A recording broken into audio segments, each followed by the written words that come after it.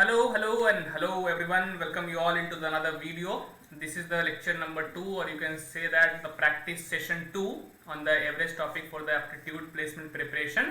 इसके पहले हम रेशियो प्रोपोर्शंस कर चुके हैं. दूसरा टॉपिक हमारा एवरेज है. एवरेज काफ़ी इजी टॉपिक है, मैं पहले ही बोल चुका हूँ. The only thing that you need to take care in this particular chapter is कि आपका कैलकुलेशन थोड़ा ठीक होना चाहिए, थोड़ा बेहतर होना चाहिए. अगर आपका कैलकुलेशन थोड़ा अच्छा है then you are good to go with this, right. एक मिनट मेरे भाई, मिनट. तो चलिए आइए हम फटाफट जो है वो क्वेश्चंस को जो है वो शुरू करते हैं इस लेक्चर्स के अंदर भी, और देखते हैं क्या क्या चीज़ें हमारे पास. फास्ट करेंगे, ठीक है. The question says the mean of a set of 12 numbers is 24. कहता है कि हमारे पास 12 नंबर्स है, उसका मीन कितना है 12. तो अगर जो लोग नहीं जानते मीन क्या है, mean is nothing but the another term जो कि हम यूज करते हैं किसके लिए, another term used for average के लिए. तो अगर आपको कहीं पे एवरेज दिखे, कहीं पे आपको मीन दिखे, तो दोनों चीज़ें क्या है, सेम है. तो अगर 12 नंबर्स का मीन दे रखा है तो क्या हम सम ऑफ 12 नंबर्स निकाल सकते हैं क्या? आपको मालूम होना चाहिए कि सम ऑफ 12 नंबर कैसे निकालते हैं, ठीक है. तो कैसे निकालेंगे, mean multiplied by number of observation. तो मीन कितना है 24. अगर हम मल्टीप्लाइड कर दें नंबर ऑफ ऑब्जर्वेशन से, दैट इज 12, तो बताइए कितना आ जाएगा. 12 दूनी 240 और यहाँ पे 4 48 है ना. तो आ जाएगा sum of 12 observations comes out to be 288. कहता है if the one item is excluded. तो वन आइटम अगर एक्सक्लूड कर दिया जाए तो बताओ नया सम कितना हो जाएगा, ठीक है. तो इसने बोला है कि मीन गेट्स रिड्यूस्ड बाय 3. तो अगर मीन की बात करें तो स्टार्टिंग में 24 था, रिड्यूस होने के बाद कितना हो जाएगा 21. क्योंकि 24 माइनस 3 करोगे मेरे भाई, सबको मालूम है ना यार कि 24 माइनस 3 कितना होता है 21. और नंबर ऑफ ऑब्जर्वेशन कितने रह गए हैं 11. तो जो नया सम रह गया है हमारे पास वो आ जाएगा 21. एवरेज है, नंबर ऑफ टर्म्स 11. तो अगर 21 इंटू 11 कर दे तो 11 दूनी 220 हो जाएगा, और 11 अगर हम सम कर दे उसमें तो 231 हो जाएगा. तो अगर हम देखें यहाँ से तो जो सम के अंदर डिफरेंस आया है वो इसलिए आया है क्योंकि एक नंबर जो था पहले था उसको हमने निकाल दिया है. तो एक्चुअली में जो एक्सक्लूडेड नंबर है हमारा वो कोई और नहीं, जो सम के अंदर डिफरेंस आया है उसी कारण से आया है. तो पहले था 288, अब है 231. तो सब्ट्रैक्शन कर दो भाई. तो 8 में से 1 गया 7, 28 में से 23 गया 5, 28 में से 23 गया 5. तो 57 का ऑप्शन है क्या, बिल्कुल option number B is the correct option. Sorry. Let's move to the next question. A cricketer has an average of 56 after playing 22 innings. तो बताओ जो स्कोर बनाया गया है किसके द्वारा, स्कोर जो क्रिकेटर ने बनाया है हमारे पास 22 इनिंग के अंदर वो कितना बनाया होगा. तो एवरेज 56 का है, मतलब ऑन एन एवरेज एक इनिंग में कितना बनाता है 56. तो टोटल सम निकाल सकते हैं क्या. तो 22 25 होता है 110, ठीक है. तो मतलब 1100 प्लस 22 शक 32 से है ना, 6 दूनी 12, 12 1 13, ठीक है. तो आ जाएगा हमारे पास 1232 के बराबर, ठीक है. तो 56 इनिंग के अंदर स्कोर कितना बनाया टोटल, इनने 1232 बनाया, इसलिए एवरेज कितना का है इसका 56 का है. How many run should you score in the next inning so that the नया एवरेज कितना हो जाए 54 हो जाए. तो एक्चुअली में तुम नया स्कोर कितना चाहते हो, तो तुम चाहते हो कि जो एवरेज है वो 54 हो जाए. तो 54 हो जाए मल्टीप्लाइड बाय, चूंकि एक इनिंग और खेल लिया है तो एक्चुअली में पहले से 22 इनिंग था, एक इनिंग और खेलने के बाद कितना इनिंग हो जाएगा 23 इनिंग. तो उससे मल्टीप्लाई कर दो, तो मतलब इस मैच के बाद इतना स्कोर होना चाहिए. तो 23 23 पचे कितना हो गया 1150 प्लस 23 चुका हो जाएगा 92. तो आ जाएगा 2 9 5 14 हाथ में 1 11 1 12. तो बेसिकली पहले से जो स्कोर है इसका क्रिकेटर का वो है 1232.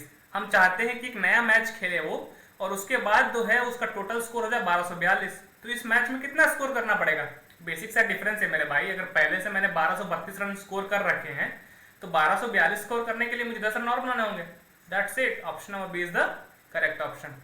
Let's move to the next question. Question says the average weight of Dev and Shreya is 70 kg. तो हम बोल सकते हैं क्या कि देव और श्रेया का अगर टोटल एज की बात करें तो 2 इंटू 70 kg हो जाएगा इक्वल टू 140 kg. ये पहला इक्वेशन. क्या ये बात समझ में आ रही है, आई गेस आपको आ रहा होगा समझ में. If the weight of Shreya is decreased by 2 kg, her weight will be half of the weight of the Dev. तो कहता है कि श्रेया जो है अगर उसका हम 2 kg से वेट हटा दें तो s माइनस 2 अगर कर दें तो उसका जो वेट होगा that will be equal to the half of the weight of the Dev, मतलब s बाई 2 के बराबर हो जाएगा. तो अगर हम इसको सिंप्लीफाई करेंगे तो basically s is equal to d by 2 plus का 2 आ जाएगा. या फिर इसको हम ऐसे भी कर सकते हैं, ठीक है. इतना ही रहने देते हैं, इक्वेशन नंबर 2 आ गया. तो क्या करना है, अपने को देव का वेट निकालना है. तो हम जो है वो s की वैल्यू क्या करेंगे, d/2 + 2 जो आया है इसी इक्वेशन में पुट कर देंगे, बस खत्म। तो s की वैल्यू रख दो d/2 + 2, तो d/2 + 2 रख दिया, राइट साइड में हमारे पास 140, तो 3d/2 = हो जाएगा 140 - 2 138 के बराबर। 3 से ये कटना चाहिए क्योंकि इसका सम ऑफ डिजिट 12 है, 3 चौको 12 हाथ में 1 आ गया और 3 चौके है ना 18 हो गया। तो d की वैल्यू जो आ गया हमारे पास 92, तो देव का जो वेट है वो कितना है 92 kg। Option fourth one is the correct one. Let's move to the next question. Question says the sum of ages of 4 children born at an interval of 4 years is 48। कहता क्या है कि 4 चिल्ड्रन है हमारे पास और इनका जो बर्थ हुआ है ना वो 4-4 साल के इंटरवल पे हुआ है। तो सबसे यंगेस्ट वाला का अगर हम एज x मान लें तो फिर बाकी जो ओल्डर वाले जो भाई या फिर सिबलिंग्स जो भी इसके होंगे हम बोल सकते हैं क्या कि x + 8 उनका x + 12 एज होगा, क्योंकि सब 4-4 एज के गैप पे जो है उनका जो है वो बर्थ हुआ है। तो ये अगर यंगेस्ट वाला है जिसका एज सबसे छोटा है तो उससे 4 साल बड़े होंगे उसके पिछले वाले जिसने बर्थ लिया था, उसके पीछे वाला उससे 4 साल बड़ा होगा, उसके पीछे वाला उसके 4 साल बड़ा होगा। तो इसने बोला है कि the sum of ages of 4 children born at an intervals of 48। तो सबका सम कितना बोला है 48 बोला है, तो सबको जोड़ दो।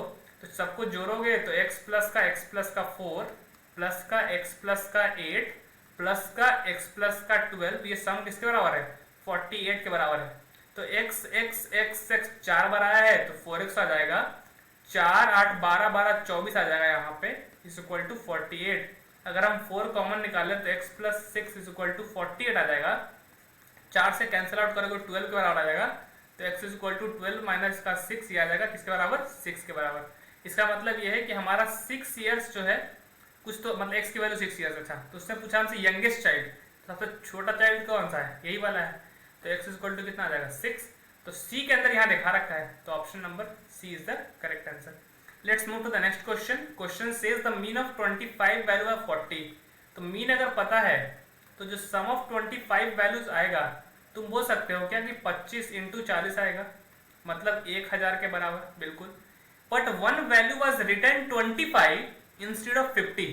तो कहता क्या है कि एक्चुअली में एक वैल्यू गलती से जो है वो 25 है ना, was written as 25 instead of 50। तो 50 रहना था वहां पे, बट था कौन 25।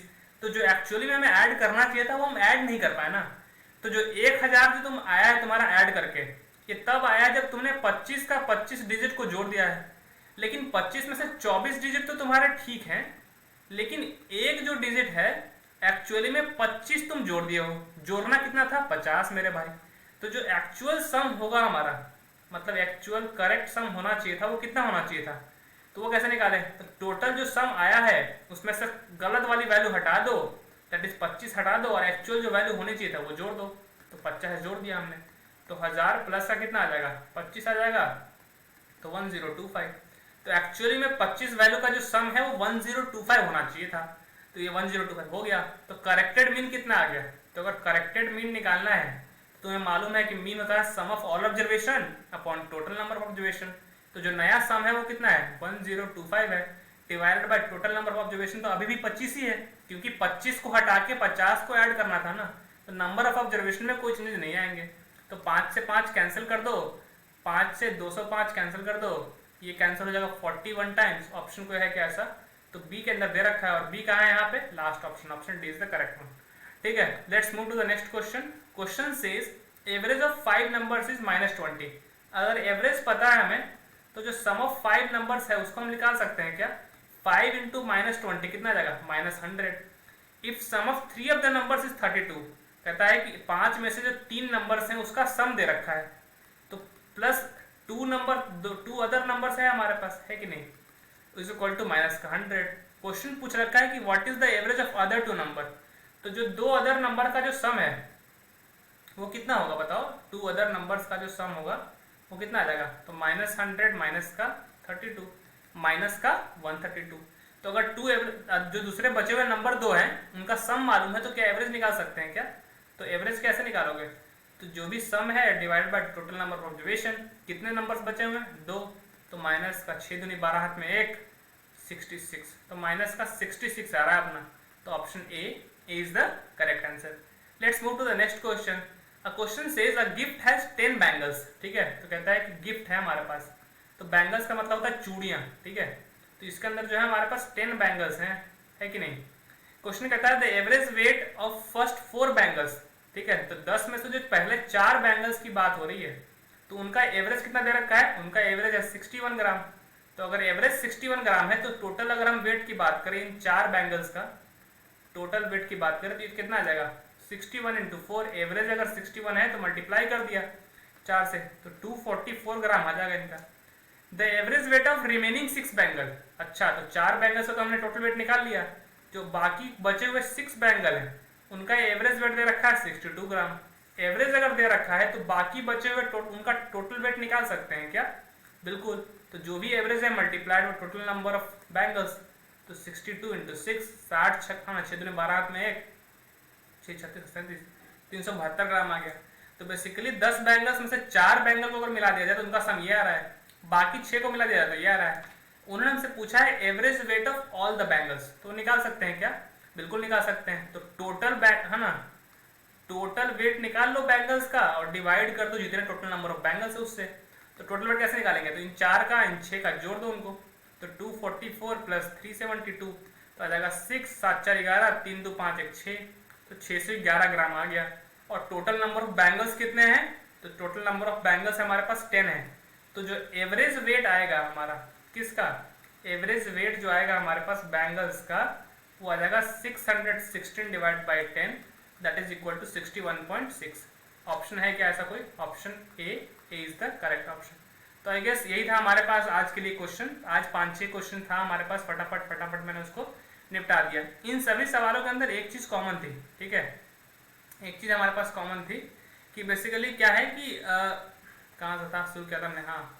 तो ये सब क्वेश्चन के अंदर एक चीज कॉमन थी कि बेसिकली जब आपको एवरेज दे रखा हो ना तो डायरेक्टली आप सम पे कूद जाओ। जैसे ही आप सम पे कूद जाओगे तो आपके लिए चीजें करना क्या हो जाएगा, आसान हो जाएगा। तो अगर मैं फर्स्ट लेक्चर से शुरू करूँ कि मैंने कितने क्वेश्चन अभी तक कराए हैं, तो बेसिकली हमने यहाँ शुरू किया था कि एक क्वेश्चन था जिसके अंदर 4-5 इंटीजर दे रखे थे, उसका एवरेज पूछा था। तो एवरेज की बेसिक डिफिनेशन हमने डिस्कशन करा। फिर उसी लेक्चर के अंदर हमने ये भी डिस्कस किया था कि कैसे अगर हम एक चीज को रिमूव कर दें फिर दूसरे को ऐड कर दें, चाहे मीन चेंज हो जाए, तो कैसे हम नया सम कैलकुलेट करते हैं। फिर वो एपी वाला खतरनाक सा रिजल्ट डिस्कस किया था कि अगर कोई भी आपको एपी दे रखा हो तो उनके एक्चुअली में एपी का एन टर्म्स का एवरेज होता है एन, है ना, first term plus last term divide by 2। और अगर एपी हो और साथ में नंबर ऑफ टर्म्स ऑड हो जाए तो मिडिल टर्म हमारे पास क्या होता है, एवरेज होता है। उसका हमने यूज भी किया था।